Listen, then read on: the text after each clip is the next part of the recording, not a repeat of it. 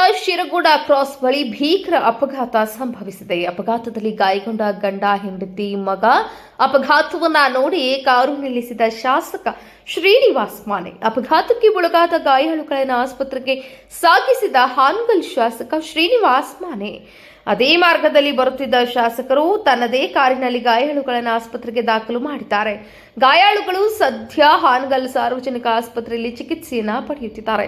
ಶಾಸಕರ ಕಾರ್ಯಕ್ಕೆ ಸಾರ್ವಜನಿಕರು ಮೆಚ್ಚುಗೆಯನ್ನು ವ್ಯಕ್ತಪಡಿಸಿದ್ದಾರೆ.